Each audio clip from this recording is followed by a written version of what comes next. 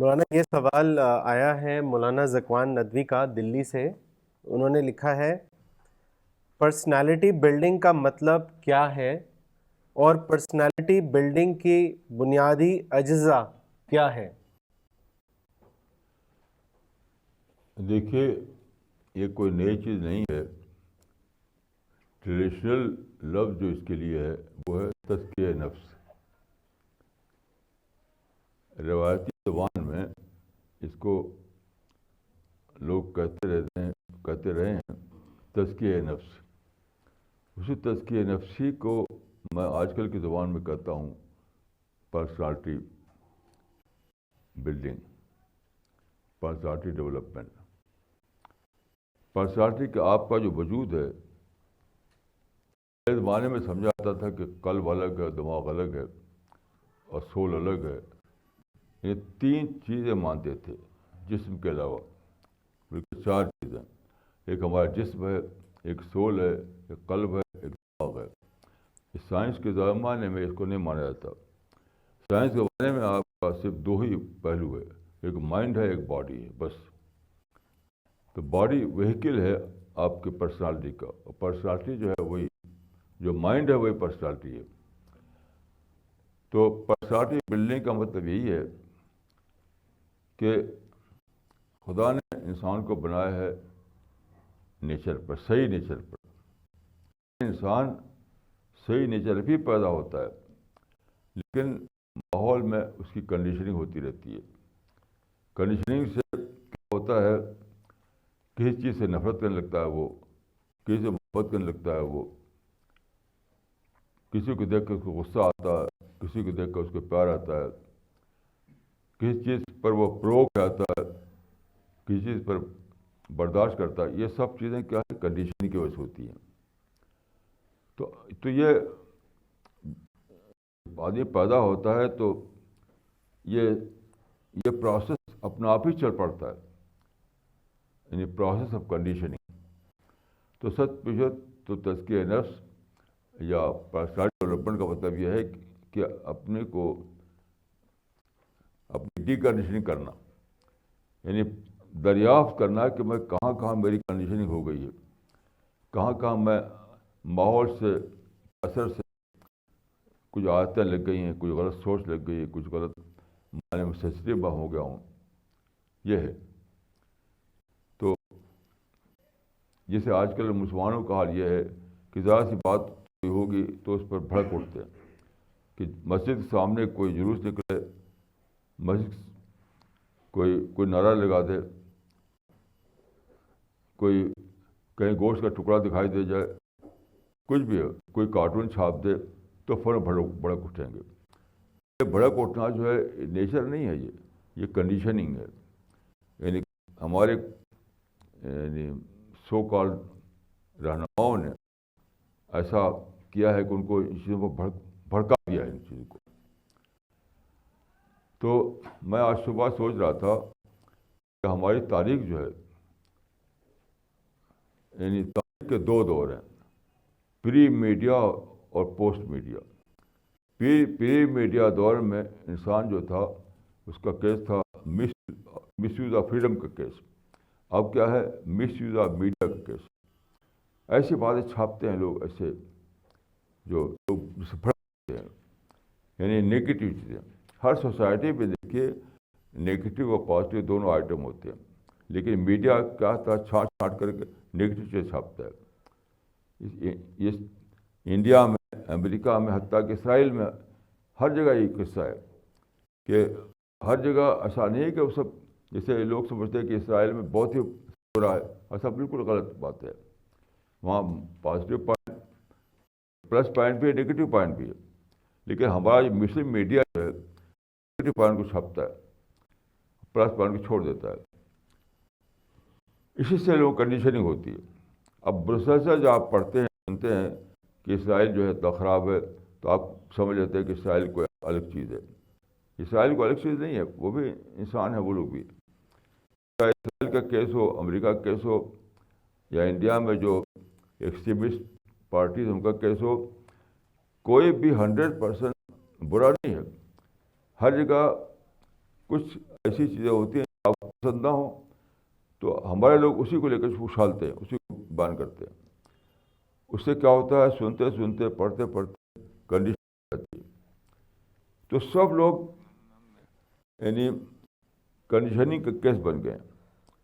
تو میں سمجھتا ہوں کہ پرسنالٹی ڈیولپمنٹ کا مطلب یہ ہے اپنی ڈی کنڈیشننگ.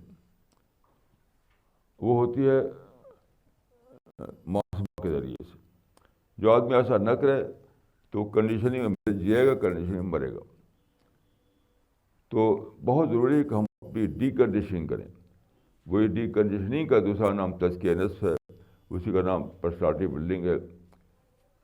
سب کچھ وہی تزکیہ نفس ہے. روایتی زبان میں وہ تزکیہ نفس ہے، آج کل کی زبان میں ہم کہیں کہ وہ ڈی کنڈیشننگ ہے یا پرسنالٹی ڈیولپمنٹ ہے. مولانا اگلا سوال آیا ہے مس سعدیہ خان کا دلی سے. انہوں نے لکھا ہے It is true indeed that the nature of angels' persuasion is passive and that of Satan's is active. However, that the nature of persuasion of these entities is the cause of man's greater inclination towards the bad is unclear. Please explain. دیکھیے unclear کی بات نہیں ہے کہ اللہ تعالیٰ نے جو جنت بنائی ہے تو اس کی کوئی پرائز دینا پڑے گا نا انسان کو. فری بس جنت نہیں ملے گی. ایٹرنل جوائے وہاں ہوگا، وہ آئیڈیل ورلڈ ہوگا، وہ پرفیکٹ ورلڈ ہوگا. ایٹرنلی آپ بھی وہاں جوائفل لائف گزارے گا. تو اس کی کوئی پرائز ہونی چاہیے. فری میں کیسے ملے گی پرائز؟ یہی ہے، پرائز یہی ہے کہ شیطان کا جو انفلوئنس ہے اگرچہ وہ ایکٹیو ہے، آپ اس کو باہر سائڈ کریں. فرشتوں کا انفلوئنس اگرچہ وہ پیسو ہے، اس کو آپ سنیں، پکڑیں اس کو. تو یہ تو پرائز ہے پیراڈائز کی. کچھ پرائز اللہ تعالیٰ کو مقرر کرنا تھا، تو یہی پرائز ہے. شیطان کا انفلوئنس اگرچہ ایکٹیو ہے، آپ کو اسے یعنی اپنے کو اس سے بچانا ہے. اور فرشتوں کا امپلس اگرچہ پیسو ہے، اس کی طرف آپ کو دوڑنا ہے. جی جہاں فیل ہو جائے پھر اس کے لیے پیراڈائز نہیں ہے. مولانا اگلا سوال آیا ہے دلی سے مسٹر انیکیت ورما کا. انہوں نے آپ سے پوچھا ہے کہ Maulana Sahab we talk about ego a لاٹ.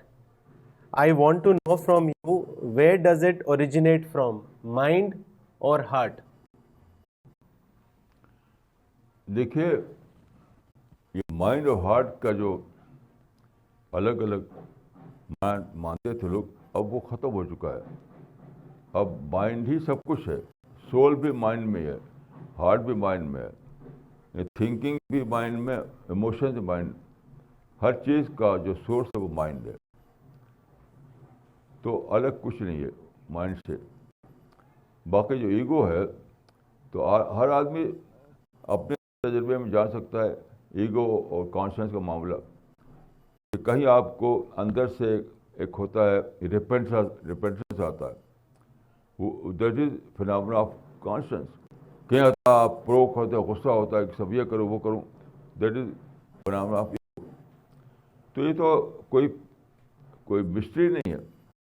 ہر آدمی اپنے تجربے میں سمجھ سکتا ہے کہ انسان کے اندر دونوں فیکلٹیز ہیں، ایگو بھی اور کانشنس بھی. اور چونکہ انسان ٹیسٹ میں ہے تو اس لیے ضروری تھا کہ دونوں فیکلٹیز ہوں، تاکہ آدمی دیکھا جائے کون وہ آدمی ہے جو ایگو کو فالو نہیں کرتا بلکہ کانشنس کو فالو کرتا ہے. یہ تو نہیں ہونا تھا ٹیسٹ کے لیے. مولانا اگلا سوال آیا ہے مسٹر رمیش جسوانی کا دلی سے. انہوں نے لکھا ہے from where do thoughts originate, what is their source? If I get 60 thoughts per second, from where are they coming? مولانا صاحب پلیز ٹیل می. بھائی میں تو جہاں تک سمجھا ہوں سائیکالوجی بھی یہی کہتی ہے. سائیکالوجی کیا ہے؟ سائیکالوجی نام ہے اسٹڈی آف مائنڈ کا. اسٹڈی آف مائنڈ کا نام سائیکالوجی ہے. تو سائیکالوجی بھی یہ کہتی ہے کہ سارے تھاٹ جو ہیں پہلے ہی سے آدمی کے مائنڈ میں موجود ہیں. آدمی کسی تھاٹ کو کریٹ نہیں کر سکتا. ہم کریٹ نہیں کر سکتے. You are not a creator. جس طرح سے ہم ایک چڑیا کو نہیں کریٹ کر سکتے, ہم تھاٹ کو بھی کریٹ نہیں کر سکتے. تو تھاٹ جو ہے سب کے سب مائنڈ میں بھرے ہوئے ہیں. اب ہوتا یہ ہے کہ ہم ایک دنیا میں جیتے ہیں جہاں بہت چیزیں ہم سنتے ہیں, دیکھتے ہیں, پڑھتے ہیں, اس سے ہم انفلوئنس ہوتے ہیں. اس سے ایکشن ریئیکشن آتا ہے. تو ہم اپنے تھاٹ کو ریکلیکٹ کرتے ہیں, اس کو انالیسس کرتے ہیں, اس سے ایک نیا تھاٹ ایمرج کرتا ہے. تو بیسیکلی وہ جہاں تک میں سمجھا ہوں کہ ایک تو وہ ہے جو تھاٹ میں ساری باتیں موجود ہیں. دوسری یہ کہ جو ہم باہر آبزرویشن سے اسٹڈی سے باتوں کو لیتے ہیں, اس سے پھر ایک انالیسس ایک وہ ہوتا ہے, ایک نئی چیز ایمرج کرتی ہے. تو اس کو ایکسپلین بالکل اس طرح نہیں کیا سکتا جس طریقے سے 2 2 4 کی طریقے سے. اسی لیے سائیکالوجی اب تک کوئی اس کو سائنس نہیں مانتا, کیونکہ سائنس ابھی تک سائیکالوجی اس طرح ڈیولپ نہیں ہوئی ہے جس طرح ایگزیکٹ سائنسز ڈیولپ ہوئی ہیں. اس کو صرف سمجھنے کے لیے میں نے یہ باتیں کہی ہیں. باقی اگر آپ یہ چاہیں کہ میں میتھمیٹیکل سینس میں اس کو ایکسپلین کر دوں تو یہ کسی کے لیے پاسبل نہیں, نہ میرے لیے نہ وہ فرائڈ کے لیے.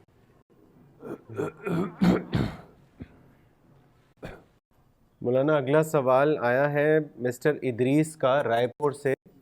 انہوں نے لکھا ہے کہ precious wisdom like importance of peace and virtuous incidents like of Hudaibiyah, Hazrat Yusuf and idols of Mecca are ignored in other takreers. They mostly use language of fanaticism and dogmatism. Rather than quoting Quran and Hadith, they base their speech on stories and shakhsiyats, and their audience appreciate it. Please advise under this situation what is the appropriate way to start a process of improvement. Should one start by approaching speaker of audience? تو دیکھیے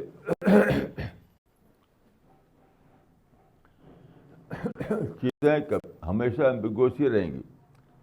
اس لیے قرآن میں ہے وَلَلَبَسْنَا عَلَيْهِمْ مَا يَلْبِسُونَ. یعنی چیزوں پر element of doubt کا پردہ ہمیشہ ہی رہے گا, کیونکہ اس کے بغیر ٹیسٹ نہیں ہو سکتا. اگر آپ چاہیں کہ ایلیمنٹ آف ڈاؤٹ نہ رہے تو یہ پاسبل نہیں ہے. That is part of creation plan. تو وہ تو رہے گا, چاہے علماء کی تقریر ہو یا کتابیں ہوں یا میڈیا ہو, ہر جگہ ایلیمنٹ آف ڈاؤٹ رہے گا. آپ کبھی بھی یہ امید نہ رکھیے کہ ایلیمنٹ آف ڈاؤٹ جو ہے وہ ختم کر دیا جائے گا. اب آپ اپنی عقل کو استعمال کیجیے, اپنی پاور انالیسس کو استعمال کیجیے, بس اور کوئی آپشن نہیں, دوسرا نہیں ہے. اپنی ریزن کو استعمال کیجیے. مولانا رائے پور سے ہی مس شبانہ کا ایک کوشچن آیا ہے. انہوں نے لکھا ہے, Maulana Sahab, it is often mentioned that prepared mind is needed to grasp the message. Please advise if thy has any role in preparing mind. If yes, how it is done?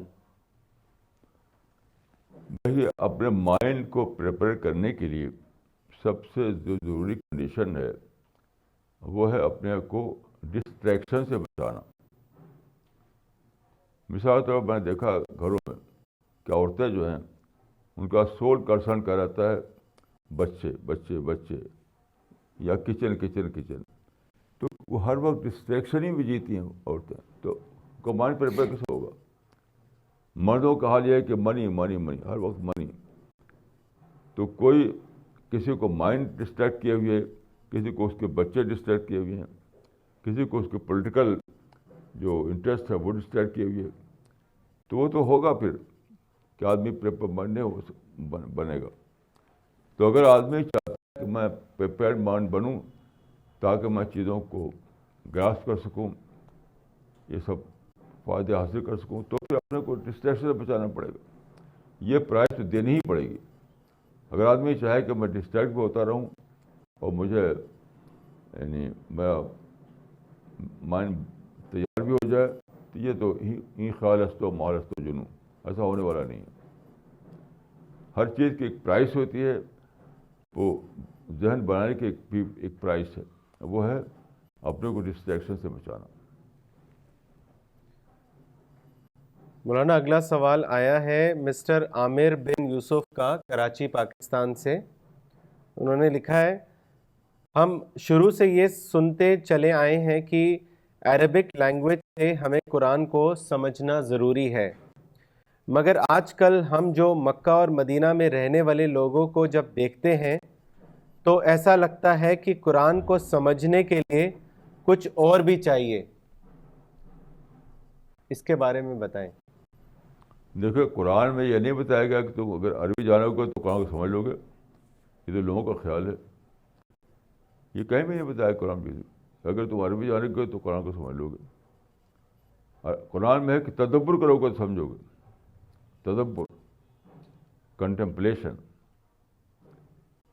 تو عربی جاننا بھی ضروری ہے, لیکن ترجمہ بھی کافی ہو سکتا ہے کسی کے لیے, اگر وہ اس کے اندر تدبر کی صلاحیت ہو. تدبر کا مطلب کیا ہے؟ تدبر کا مطلب یہ کہ ایک کھلے ذہن کے ساتھ آدمی پڑھے, کسی بھی کامپلیکس کے بغیر پڑھے, باعث سے فری ہو کر پڑھے, جذبات سے الگ ہو کر پڑھے قرآن کو, تو سمجھ لے گا وہ. لیکن لوگ جیتے ہیں باعث میں, طرح طرح کے تعصبات میں, نفرت میں, جذبات میں, تو کیا سمجھیں گے آپ؟ جیسے مثال کے طور پر لوگ جیتے ہیں یہودیوں سے نفرت میں, تو جب پڑھتے ہیں وہ قرآن مجید کی سورہ فاتحہ تو غیر مغضوب لکھتے ہوتے کہ اس سے مراد یہودی ہیں. ان کے جیتے ہیں عیسائیوں سے نفرت میں, جب پڑھتے ہیں غیر ضالین سمجھتے اس سے مراد عیسائی ہیں. یہ قرآن کو سمجھنا نہیں ہے, یہ اپنے مائنڈ کو قرآن میں پڑھنا ہے. تو آپ نفرتیں لیے ہوئے ہوں, تعصبات لیے ہوئے ہوں, اور خود ساختہ جذبات میں جیتے ہوں, تو وہی قرآن میں پڑھیں گے جو آپ مائنڈ میں. سب سے پہلے اپنے مائنڈ کو فری کرنا پڑے گا, تب قرآن کو سمجھیں گے آپ. عربی جاننا ہرگز لازمی شرط نہیں ہے. لازمی شرط ہے اپنے مائنڈ کو فری بنانا, اپنے مائنڈ کو ہر قسم کے تعصبات, نفرت اور طرح طرح کے یعنی خود ساختہ سوچ سے اپنے کو فری کرنا. تب دیکھیے, عربی زبان کی ضروری اس کے لیے جو اسکالر بننا چاہتا ہو, اسکالر, تو ایک ہے قرآن کو سمجھنا, ایک ہے قرآن کا اسکالر بننا. اسکالر یعنی قرآن کی بنیاد پر کوئی مشن چلانا چاہتے ہوں آپ, تب ضروری کہ آپ عربی جانیں. یعنی قرآن کی بنیاد پر ایک مشن اٹھانا چاہتے ہوں آپ, تو ضروری کہ آپ عربی جانیں. لیکن آپ سمپلی فالو کرنے کے لیے, کہ سادہ طور پر اپنی زندگی میں قرآن کو لانے کے لیے, تو بس قرآن کو پڑھیے, وہ تعصبات سے خالی ہو کر کے, تو ضرور قرآن سمجھ میں آئے گا آپ کے.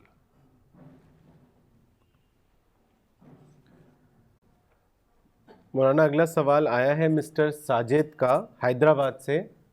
انہوں نے لکھا ہے, شیطان سے بچنے کے لیے ہم کو سب سے زیادہ کس چیز پر نگاہ رکھنا چاہیے, ایگو پر یا شیطان کے وسوسے پر؟ شیطان سے بچنے کے لیے ضرورت ہے اپنا دشمن بننا. خود اپنے ساتھ دشمنی کرنی پڑتی ہے, تب آپ شیطان سے بچ سکتے ہیں. اگر آپ اپنے دوست بنے ہوئے ہیں تو آپ شیطان سے بچ سکتے ہیں.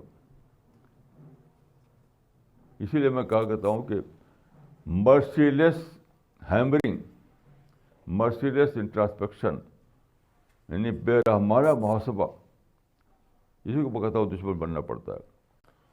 ایک ہی لازمی شرط ہے، وہ ہے اپنا برحمانہ محاسبہ، تب آپ شیطان سے بچیں گے، میں نے ناممکن ہے شیطان سے بچنا۔ اور آج کل انسانوں کی یعنی جو آج کل پہلے بھی سب سے بڑی جو کمزوری انسان میں پاتا ہوں میں کہ وہ ایک لفظ مل جاتا ہے اس کو، تو اسی لفظ سے وہ جسٹیفائی کر لیتا ہے اپنے کو۔ ہر آدمی کو، چاہے وہ ڈاکو بھی کیوں نہ ہو۔ ایک ڈاکو سے انہوں نے کہا کہ تم ڈاکو مارتے ہو؟ میں نے کہا میں ڈاکہ مارتا ہوں تو میں دیکھو لوگوں کو پیسہ دیتا ہوں، اکیلا تھوڑی ہضم کر لیتا ہوں، کچھ خود لیتا ہوں، کچھ غریبوں کو دے دیتا ہوں۔ اس نے جسٹیفائی کر لیا اپنے ڈاکے کو۔ تو سب سے بری چیز ہے الفاظ کا فتنہ۔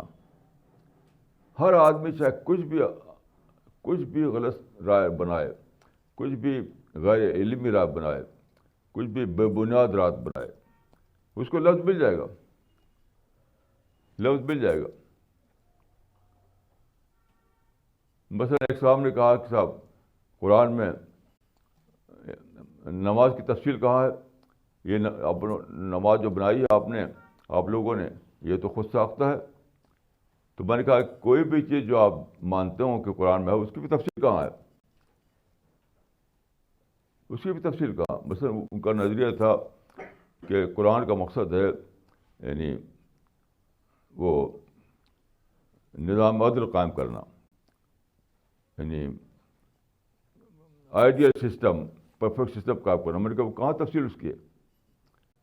تو کوئی بھی چیز جو آپ کہیں گے کہ قرآن میں اس کا حکم دیا گیا، تو اس کی تفصیل نہیں ملے گی آپ کو۔ نمازی کی بات نہیں ہے، لیکن پھر بھی وہ نہیں مانا انہوں نے، کیونکہ کچھ نہ کچھ پھر مل جاتا ہے آدمی کو۔ تو سب سے بڑا فتنہ الفاظ کا فتنہ ہے۔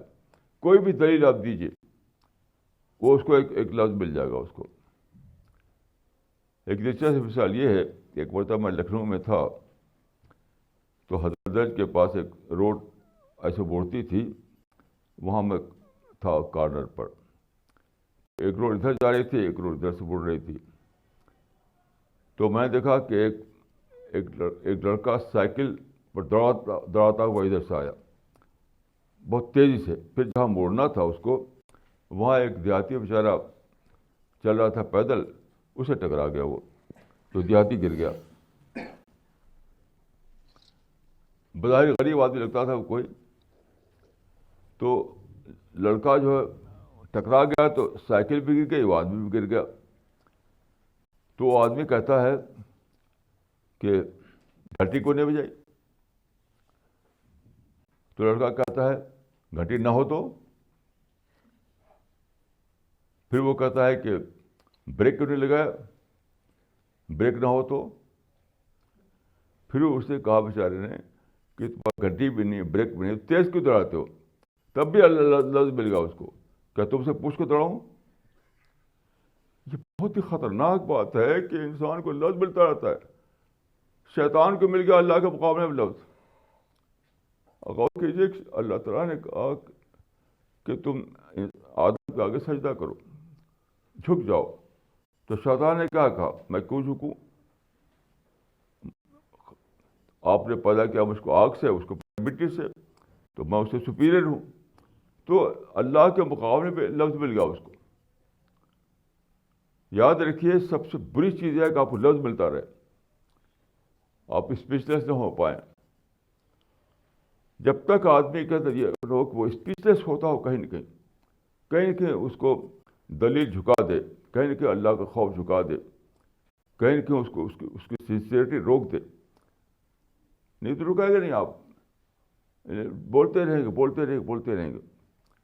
تو اسی لیے میں کہتا ہوں کہ سب سے برا فتنہ الفاظ کا فتنہ ہے۔ اگر آپ جھکنا نہ چاہیں تو شیطان لا کے آگے نہیں جھکا، اس کو لفظ ملتا رہا، وہاں بھی لفظ ملتا رہا۔ تو یہ بہت ہی سیریس بات ہے۔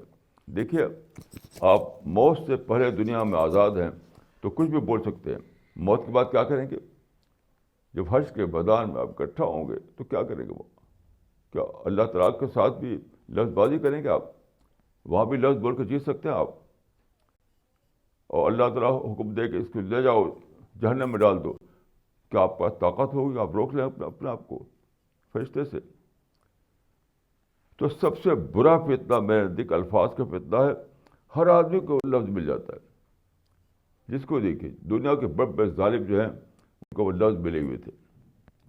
ہم جو کر رہے ہیں اس کی وجہ یہ ہے, ہم اس کی وجہ یہ ہے. تو میں اللہ سے پناہ مانگتا ہوں کہ اللہ تعالیٰ مجھے الفاظ کے فتنے سے بچائے, اور آپ سب لوگوں کے لیے دعا کرتا ہوں کہ آپ لوگ اللہ تعالیٰ اتنی سمجھ دیں کہ آپ الفاظ کے فتنے سے بچیں. مولانا اگلا سوال آیا ہے مسٹر ہیرین شرما کا دلی سے. انہوں نے لکھا ہے, sir I am a second year engineering student. I have 9 subjects to study and my exams start on 9th of December. The problem is that the moment I start my studies in the morning and make a plan to study for at least 10 to 12 hours, I end up studying only 2 to 3 hours, which is very insufficient. Because of this, my parents start shouting at me and I get really irritated and frustrated and end up doing nothing. I can concentrate not more than 2 hours at a stretch. I am afraid I will end up failing. Please help me out.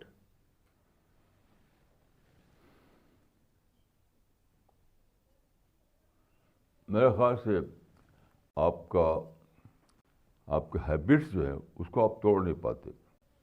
یہ ان natural بات ہے کہ آدمی 2 گھنٹہ پڑھے. کیوں آدمی سے 2 گھنٹے پڑھے گا؟ آدمی 4 گھنٹے پڑھ سکتا ہے. میں یہ نہیں کہتا ہوں کہ آپ 12 گھنٹے پڑھیں, میں یہ نہیں کہتا, لیکن آپ 2 گھنٹہ 4 گھنٹہ 6 گھنٹے پڑھ سکتے ہیں. یہ کچھ ہیبٹس ہیں جس کو آپ چھوڑ نہیں پاتے. بہت بری چیز ہے ہیبٹ. ہیبٹ جب ہو جاتی ہے کسی کی تو اتنا اس کو یعنی اس سے اتنا زیادہ فیملیئر ہو جاتا ہے کہ نہ چھوڑ کر بھی سمجھتا کہ میں چھوڑ دیا. عجیب بات ہے, یہ میں نے پایا ہے کہ چھوڑتے نہیں سمجھتے کہ ہم نے چھوڑ دیا. مجھے بتانا پڑتا ہے کہیں چھوڑ دیا آپ نے. تو جس آدمی کو بھی کوئی ان نیچرل اس قسم کا یعنی معاملہ پیش آئے, یہ ان نیچرل, یاد رکھیے یہ نیچرل نہیں ہے.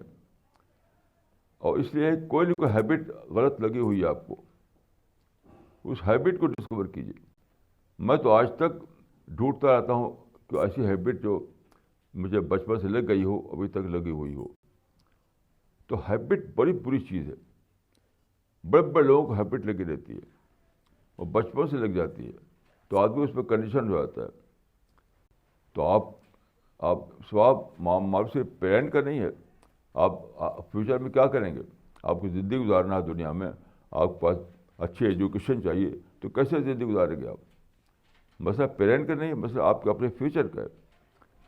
تو آپ اپنی جو رانگ ہیبٹس ہیں اس کو دریافت کیجیے اور اپنے یعنی اس کو کریکٹ کیجیے, اس کی اصلاح کیجیے. ڈاکٹر مسلمہ نے دلی سے سوال لکھا ہے. انہوں نے پوچھا ہے کہ قرآن میں آتا ہے کہ ہم نے فرقان اتارا, اس کے بارے میں آپ کچھ بتائیں. دیکھیے فرقان کا لفظی مطلب جو ہے وہ ہے 2 چیز کے درمیان فرق کرنا. الفصل من الشیئین, یعنی ٹو ڈفرینشیٹ بٹوین دا 2. تو قرآن جو ہے اس کی ایک صفت یہ ہے کہ وہ فرقان ہے, یعنی چیزوں میں فرق کرنا بتاتا ہے کہ یہ رائٹ ہے, یہ رانگ ہے, یہ ٹھیک ہے, یہ ٹھیک نہیں ہے, یہ اس میں آدمی کو فائدہ ہے, اس میں فائدہ نہیں ہے. تو یہ جو ہے جب آدمی قرآن میں سوچے گا, بہت زیادہ غور کرے گا, تو اس کے اندر ایک سینس ڈیولپ ہوگا, سینس آف فرقان. یعنی قرآن میں ساری باتیں 2 چاک لکھی ہوئی نہیں ہیں. ایسا نہیں ہے کہ 2 چاک ہر چیز لکھی ہوئی, لیکن جب آدمی سچ مچ بہت اس میں پڑھے گا اور بہت غور کرے گا, بہت اس کو یعنی سمجھنے کی کوشش کرے گا, تو اس کے اندر ایک صلاحیت ڈیولپ کرے گی جس کو کہتے ہیں فرقان, یعنی پرنسپل آف ڈفرینسیشن. تو یہ تو مطالعے سے ہوتا ہے، گہری اسٹڈی سے ہوتا ہے، اور سنسیئر اسٹڈی، میں سمجھتا ہوں کہ سنسیئر کا لفظ شامل کرنا ضروری ہے، یا سیریس اسٹڈی. جب سیریس اسٹڈی کرتا ہے آدمی تب جا کر کے وہ سینس ڈیولپ ہوتا ہے، نہیں تو پڑھے گا ہوگا کچھ نہیں. مسٹر ساجد انور نے روڑکی سے سوال کیا ہے. انہوں نے لکھا ہے کہ Maulana during course of a discussion with one of the مدوز I told him that Quran is my discovery. He asked me whether I have read Bible and Gita. I told him that I have not read it. He said to me, then how can you say that Quran is the book leading to the right path? He further added that first you have to read all the books, then only you can decide. Maulana, how should I tackle such questions? دیکھیے، یہ میں دیکھ صحیح بات نہیں ہے، کیونکہ آپ کو بائبل کے بارے میں ایک جنرل نالج پھر بھی موجود یقیناً ہوگی. آپ نے چاہے اس کی اسٹڈی نہ بھی کی ہو، جنرل طور پر آپ کو معلوم ہے اس کے بارے میں کہ بائبل، کیونکہ وہ لوگ مشنری لوگ باتوں کو کہتے ہیں اور لوگوں سے بتاتے ہیں. مثال کے طور پر ٹرینٹی کانسیپٹ، آپ بائبل کا گہرا مطالعہ کیے بغیر آپ جان سکتے ہیں کہ وہ لوگ ٹرینٹی کو تبلیغ کرتے ہیں کہ خدا ایک بھی ہے اور تین بھی ہے. تو یہ اس کے لیے گہرے مطالعے کی ضرورت نہیں ہے. اور جب آپ قرآن کو پڑھیں گے کہ قرآن میں خدا ایک ہے کانسیپٹ ہے، تو آپ کا نیچر کہے گا کہ ایک ہی صحیح ہے، تین صحیح نہیں ہے. کیونکہ کائنات میں جو اتنی بڑی کائنات ہے اس کو مینیج کر رہا ہے، تو اتنی ہارمونی کیوں ہے؟ اگر تین خدا ہو تو ہارمونی نہیں ہو سکتی اتنی ہارمونی. ایسے یہ بھی سب لوگ جانتے ہیں کہ ان کا یہ نظریہ بتاتے ہیں وہ لوگ کہ مسیح مصلوب ہوئے سب گناہوں کو معاف کرنے کے لیے. یہ بھی ان نیچرل بات ہے. تو یہ آپ سوچیں کہ قرآن میں تو یہ ہے کہ آدمی جو کرے گا اس کو بھگتے گا، وہ اپنے کیے کا خود انجام بھگتے گا. وہاں میرے کیے کا انجام پیغمبر کے اوپر کچھ چلے گا. تو ان نیچرل بات ہے. تو یہ ضروری نہیں کہ آپ بائبل کا گہرا مطالعہ کریں. خود بائبل والوں نے جو باتیں بتا رکھی ہیں وہ سب کچھ جانتے ہیں سب لوگ، وہ تو پھیلاتے ہیں وہ لوگ خود. تو اس سے آپ کمپیئر کرنے کی پوزیشن میں ہیں. تو ایک ہے اسکالرلی کمپیریزن. اسکالرلی کمپیریزن ہر ایک کی ضروری نہیں ہے. جنرل کمپیریزن تو ہر ایک کر سکتا ہے، کیونکہ سب لوگ جانتے ہیں کہ کیا کرسچن لوگ کس بات کی تبلیغ کرتے ہیں. جی مولانا، اگلا سوال آیا ہے مسٹر ذیشان یوسف کا حیدرآباد سے. انہوں نے لکھا ہے In one of the discussions with my doctor, he said that first impression he got from Quran is that God wants to scare people and threaten man to worship. He gave examples of hell and burning in fire, etc. He said that a man should have loving relationship with God and not the one based on fear. Maulana please guide me for its appropriate answer. دیکھیے، یہ ایک چیز کو برے ڈھنگ سے explain کرنا ہے. مسئلہ فیئر کا یا ہیل کا نہیں ہے. مسئلہ یہ ہے کہ خدا کا تخلیقی منصوبہ کیا ہے، کریشن پلان آف گاڈ کیا ہے، اس سے جڑی ہوئی بات کہ خدا نے جو بنایا دنیا کو، تو یہ ٹیسٹنگ گراؤنڈ ہے. تو خدا سلیکٹ کر رہا ہے، ایک سلیکشن خدا کی طرف سے ہو رہا ہے. کون اس ٹیسٹ میں پورا ہوا، کون پورا نہیں ہوا. جو پورا ہوگا اس کے پیراڈائز ہے، پورا نہیں وہ ہیل ہے اس کو. تو وہ تو خدا نے بتایا ہے. وہ جس کو آپ کہتے ہیں کہ تھریڈ دیا، تھریڈ نہیں دیا ہے، بلکہ بتایا ہے کہ کیا ہے تخلیقی منصوبہ، کیا ہونے والا ہے. تو بتانے کو آپ تھریڈ کر رہے ہیں، غلط اس کو ایک برا نام دے رہے ہیں. یعنی خدا نے جو چیز بطور واقعہ بتائی ہے اس کو آپ کہیں تھریٹ. تھریٹ کی بات نہیں ہے. اگر آپ کو ٹریفک پولیس کہے کہ اگر غلط طریقے سے چلاؤ گے گاڑی تو ایکسیڈنٹ ہو جائے گا، تو کیا تھریٹ ہوا؟ اگر ٹریفک پولیس والا کہیں کھڑا ہوا ہے، وہ کہے کہ تم اگر غلط گاڑی چلاؤ گے تو ایکسیڈنٹ ہو جائے گا، مر جاؤ گے، تو تھریٹ نہیں ہے یہ ایک بات ہے، اس کو بتایا اس نے. ایسے قرآن میں جو ہے وہ ایک بات ہے بتائی گئی ہے، وہ تھریٹ کو کہتے ہیں آپ اس کو، وہ تھریٹ نہیں ہے، سمپلی وہ انفارمیشن ہے. مولانا اگلا سوال آیا ہے مسٹر دانیال کا پٹنہ بہار سے. انہوں نے لکھا ہے مسلمانوں کے اندر آرگنائزیشن اور ٹیم ورک بہت کم پایا جاتا ہے، جبکہ یورپ میں ہر کام کو آرگنائزڈ انداز میں ٹیم ورک کے تحت کیا جاتا ہے. اس کا سبب کیا ہے؟ پہلے یورپ میں بھی نہیں تھا ایسا، یعنی رینیسانس سے پہلے یورپ کا بہت برا حال تھا.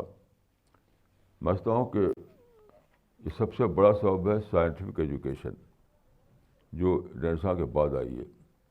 مسلمانوں میں بدقسمتی کہ سائنٹیفک ایجوکیشن تقریباً نہیں کے برابر ہے ہی نہیں. مسلمانوں میں جو ہے جو چیزیں وہ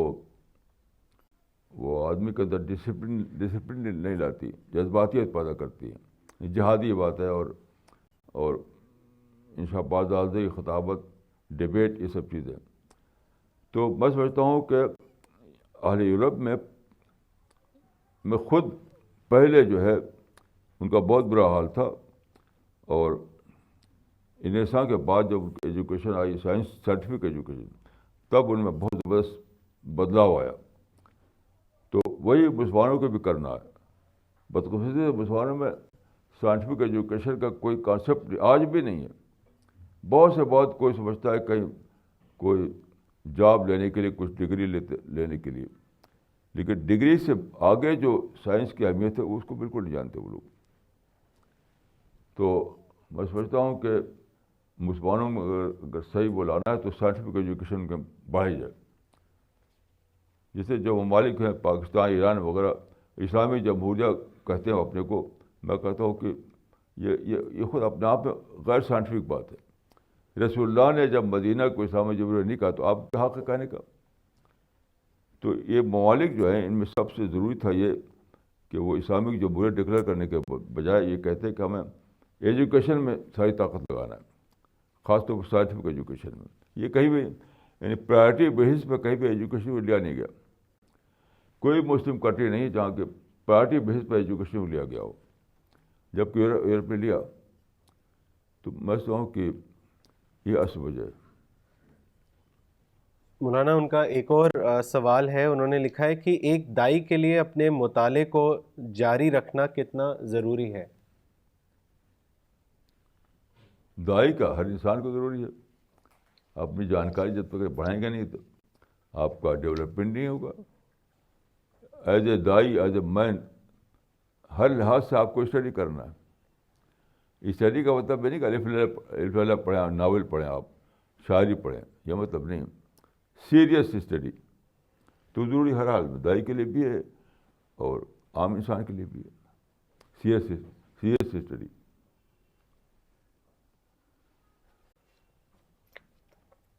مولانا اگلا سوال آیا ہے مولانا عبد الباسط عمری کا دوحہ قطر سے. انہوں نے لکھا ہے مولانا آپ بار بار اپنے عجز کو دریافت کرتے رہتے ہیں. آپ بار بار اپنے عجز کو دریافت کرتے رہتے ہیں. مولانا میرا سوال یہ ہے کہ کیا ایک بار کے دریافت عجز خدا کو ماننے کے لیے کافی نہیں؟ تو پھر آپ بار بار کیوں دریافت کرتے رہتے ہیں؟ آدمی دیکھیے، آدمی کا دماغ ایسا ہے کہ چیزیں چل جاتی ہیں بھول کے خانے میں. کوئی بھی چیز آپ کو اگر آپ بار بار اس کو چرچا نہ کریں تو بھول جائیں گے. آپ اپنے بیٹے ہی کو آپ چرچا نہ کریں بڑا بھول جائیں گے. تو بیٹے کو ہر وقت چرچا کرتا ہے آدمی، مختلف بہانے آپ اپنے بیٹے کو چرچا کرتے ہیں، تب وہ آپ کی میموری میں رہتا ہے. تو کوئی بھی چیز ہو آپ کو چرچا کرنا پڑے گا اس کا. نہیں چرچا کریں گے تو وہ جیسا کہ میں نے اس سے پہلے کہا تھا کہ مائنڈ کے 3 حصے ہیں، یعنی کانشیس مائنڈ، سب کانشیس مائنڈ، انکانشیس مائنڈ. تو پہلے چیزیں آتی ہیں کانشیس مائنڈ میں، پھر چلی آتی ہیں سب کانشیس مائنڈ میں، پھر چلی آتی ہیں انکانشیس مائنڈ میں. یہ تو پروسیس ہے، وہ پروسیس سے بچ نہیں سکتے ہو. ہر چیز پہ اپلائی ہوتا ہے وہ، چاہے بیٹے کو یاد رکھنا ہو، چاہے اللہ تعالیٰ کو یاد رکھنا ہو. مولانا اگلا سوال آیا ہے مس نغمہ ایک سفر کر رہا تھا، تو سفر میں ایک صاحب تھے، تو ان کا ایک پرس طریقے سے ایک چیز ہوتا تھا، بار بار کھول کے دیکھتے تھے وہ. تو میں ایسا کیا دیکھتے بار بار کھول کر کے، تو پوچھا ان سے، تو معلوم ہے کہ ان کا بیٹا بیٹی کی تصویر تھی، اس میں دیکھتے رہتے تھے وہ. یہ سفر میں بار بار دیکھ رہے ہیں بیٹا بیٹی کو، تو کیا ضرورت ہے، ایک بار دیکھ لیا بس ہو گیا.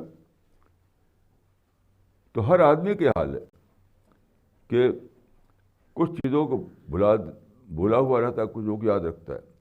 بھولا ان چیزوں کو رہتا ہے جس کی چرچا نہیں کرتا، اور جو چرچا کرتا ہے وہی سے اس کو یاد رہتی ہے.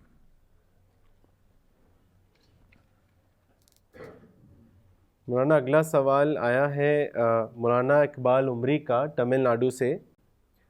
انہوں نے لکھا ہے، مولانا ایک صاحب نے فرمایا آنے والی مسلم قوم کی فکری اور عملی حفاظت ضروری ہے، نہ کہ اسلام کی اشاعت. اس کے بارے میں آپ بتائیں.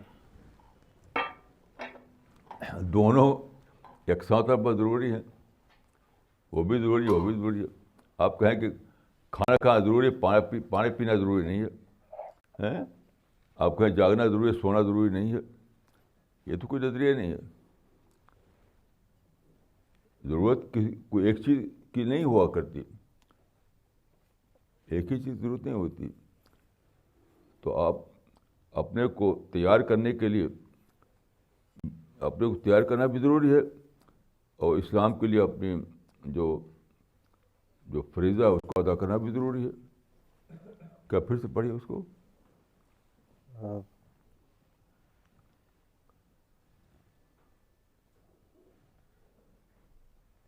مولانا ایک صاحب نے فرمایا آنے والی مسلم قوم کی فکری اور عملی حفاظت ضروری ہے، نہ کہ اسلام کی اشاعت. دیکھیے، ایک تو یہ میں کہوں گا کہ لوگ اپنے دماغ سے بولتے رہتے ہیں. یہ بات ہے اپنے دماغ سے. آپ قرآن میں ڈھونڈیے کہ کیا یہ بات قرآن میں لکھی ہوئی ہے. یہ قرآن میں لکھا ہوا ہے. سب سے بڑی مصیبت یہ ہے کہ سب آدمی اپنے دماغ سے بولتے ہیں. یہ نہیں سوچتے کہ وہ قرآن میں لکھا ہوا کہ نہیں لکھا ہوا ہے. قرآن میں لکھا ہوا ہے جبکہ لیکن الرسول شہید علیکم وتکونوا شہداء علی الناس. تو آپ کیسے کہہ سکتے ہیں کہ امت مسلمہ کی حفاظت کرنا ہے اور دعوتی کام بھاڑ میں جائے؟ وہ ہماری ذمہ داری نہیں ہے. قرآن میں صاف صاف یہ ہے کہ امرت اکون اول من اسلم، ایک طرف یہ ہے، دوسری طرف داعین اللہ باذنہ و سراجا منیرا، اپنے آپ کو مومن بنانا، مسلم بنانا، ایک یہ ذمہ داری ہے. دوسری یہ کہ آپ دوسری قوموں کے آگے دعوت اللہ کا کام کرنا، اسلام کی اشاعت کرنا.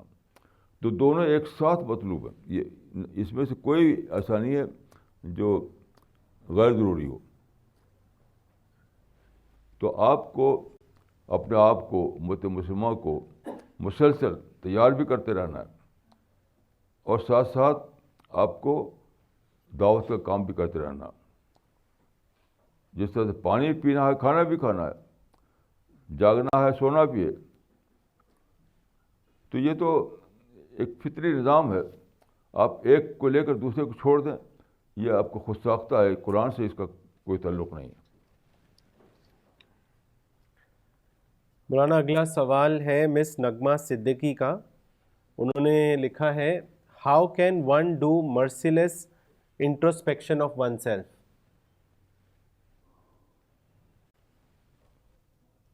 بھیا اس میں ہاؤ کی بات کیا ہے؟ بس کرنے لگیے. آدمی جو چاہتا ہے کرنے لگتا ہے، وہ اس کو کرنے لگیے.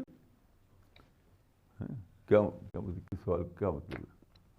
مولانا وہ جو آپ اکثر کہتے ہیں کہ مرسیلیس انٹروسپیکشن کیجیے، تو وہ یہی جاننا چاہتے ہیں کہ what is that step by step process, how to do merciless introspection? دیکھیے عام طور پہ یہ ہوتا ہے کہ آدمی اپنے کو بچا کر رکھنا چاہتا ہے،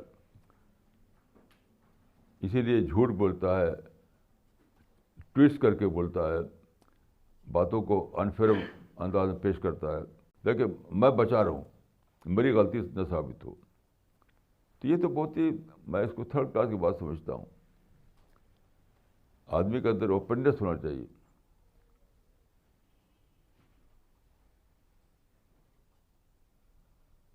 آدمی کو جاننا چاہیے کہ اگر میں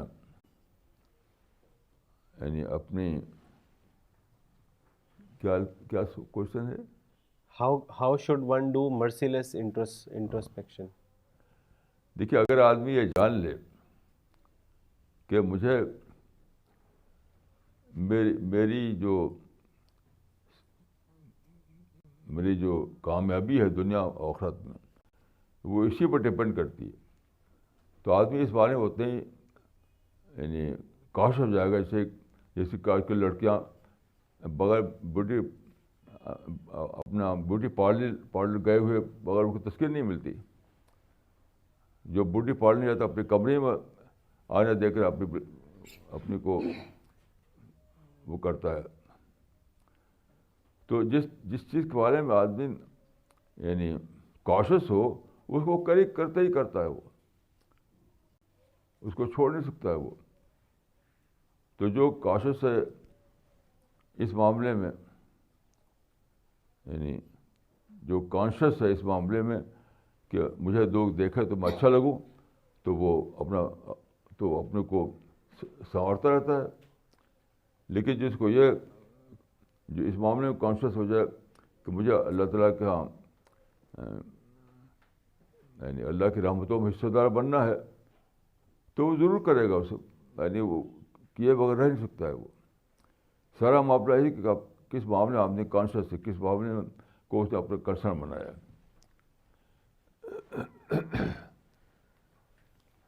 مولانا اگلا سوال آیا ہے مسٹر نعیم بلال کا دلی سے. انہوں نے لکھا ہے کہ محرم کی حقیقت کیا ہے، اس کے بارے میں بتائیں. اس پر بہت کتابیں لکھی ہوئی، آپ پڑھ لیجیے، یہاں سوال کرنے کی کوئی ضرورت نہیں ہے. محرم پر آج کل جتنے اخبار نکل رہے ہیں، ہر اخبار میں ہر پرچے میں مضامین آ رہے ہیں. کوئی بھی اخبار جو آپ پڑھتے ہوں، کوئی بھی پرچہ آپ جو پڑھتے ہوں، سب میں محرم پر مضامین چھپے ہوئے ہیں.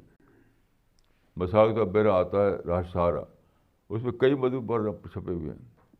ایسے ہی میرے پاس آتے ہیں اور جو اردو میگزین بہت سارے سب میں چھپے ہوئے ہیں. اسے پڑھیے، اس کو یہاں اس کو ڈسکس کرنے کی ضرورت نہیں ہے. مسٹر اسرار خان نے دلی سے سوال کیا ہے. انہوں نے لکھا ہے in namaz there are certain steps like sajda, ruku etcetera. Why this steps comes in namaz? Could you give reason behind this? تو بار میں یہ کہوں گا، بڑی کتاب ہے اسلامی تعلیمات، اس میں تفصیلی مضمون ہے نماز کے بارے میں، اس کو پڑھ لیجیے، پھر سوال کیجیے. آئندہ پڑھنے کے بعد سوال کیجیے. مولانا اگلا سوال مسٹر دانیال کا آیا ہے پٹنہ بہار سے. انہوں نے لکھا ہے آپ نے لکھا ہے کہ کرسچنز کے اندر مشنری ورک بہت آرگنائزڈ انداز میں ہوتا ہے. ایک مسلم دائی کرسچن مشنری کے ایکسپیرئنس سے کیا لرننگ کر سکتا ہے؟ اس لرننگ کا طریقہ کیا ہوگا؟ طریقہ ہے کہ آپ اس کو جانیے، اس کو اپلائی کیجیے اپنے کام میں. اس میں تو کوئی میرے خیال سے کوئی پیچیدہ بات نہیں ہے. میں تو کئی کتابیں پڑھی اسی موضوع پر کہ کیسے وہ کام کرتے. ابھی میرے پاس کتاب ہے کہ وہ کیسے کام کرتے ہیں. ایڈونچرس فار گاڈ کی کتاب ہے مثلاً. تو اس پر تو بہت کتابیں ہیں. آپ کسی بھی چرچ میں چلے جائیں گے تو وہاں آپ دیکھ بھی سکتے ہیں کیسے کام کرتے ہیں وہ. میں ایک مرتبہ گیا وہاں ترائک کے علاقے میں، تو وہاں باقاعدہ جو آدمی کرسچینٹی کو قبول کرتا ہے تو اس کا ایجوکیشن، اس کی جاب، اس کی ہر چیز کو انتظام کرتے ہیں وہ. خاص طور پر ایجوکیشن دیکھیے آپ، اتنے بڑے پیمانے پر پھیلا رکھا انہوں نے. تو یہ سب چیزیں آپ کہیں بھی دیکھ سکتے ہیں.